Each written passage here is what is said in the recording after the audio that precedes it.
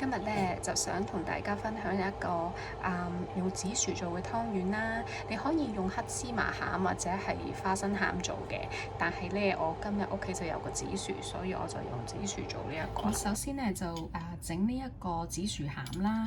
我哋將呢一個紫薯刨咗皮先，跟住咧我哋就將佢切細粒。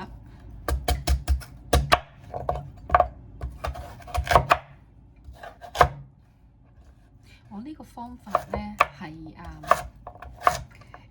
用微波爐㗎。如果咧你係用蒸嗰啲咧，就可以唔切咁細粒啦。擠落去嗰個微波爐嘅可以叮嘅器皿先，跟住咧就將佢叮2分鐘先。一定要咧冚蓋啊！如果唔冚蓋咧，乾晒。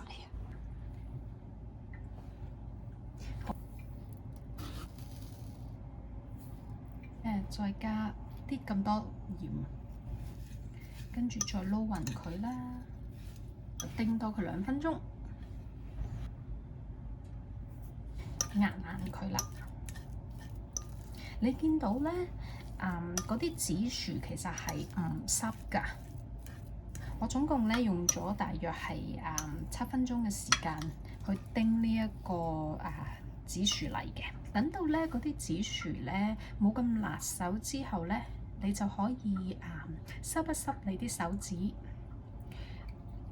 然後咧濕一濕隻手，然後就將嗰啲紫薯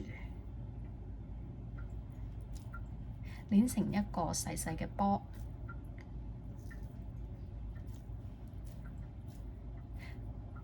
盡量唔好太大啦，因為陣間咧你會再包嗰陣皮㗎嘛。咁如果唔係咧，個粒湯圓就會好大粒㗎啦，係嘛？咁樣啦。咁整好晒之後咧，就包起佢，擠喺個雪櫃度咧，大約雪10分鐘，等到佢硬少少啦，就好包啲咯。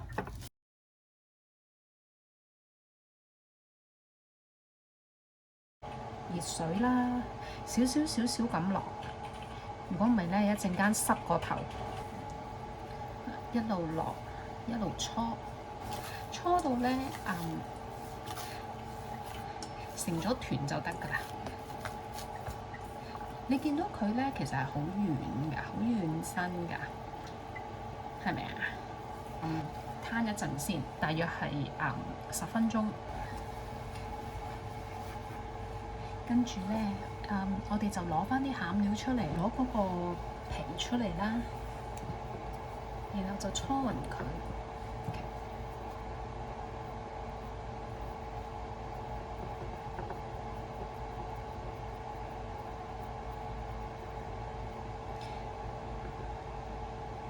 將個紫心餡咧擺喺中間，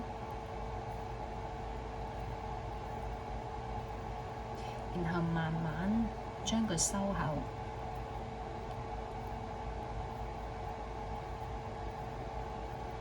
慢慢嚟，唔使急嘅。OK， 唔漏餡就得㗎啦。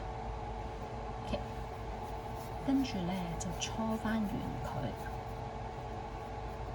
咁樣啦。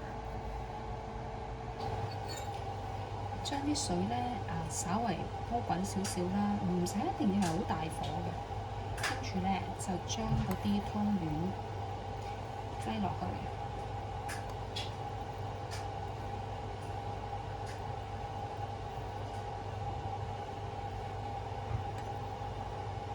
我今次一次過整5粒，因為我屋企人話好飽，佢哋話唔想食住。所以我就自己一個人食。咁輕輕咧，用個匙羹咧去喐一喐佢。如果唔係咧，佢會黐底啊。我會喺個碗度咧落啲糖，想自己要幾甜就落啦。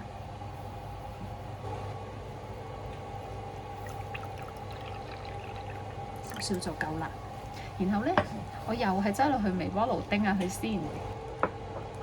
好。熱溶咗之後咧，我又要攪勻佢啦。嗱，同你講咧，呢個係好唔正宗嘅做法嚟嘅。通常咧，如果我整多過一個人啊，我就唔會咁樣整啦，我就會揾個煲，正正式式咁煲翻一煲糖水。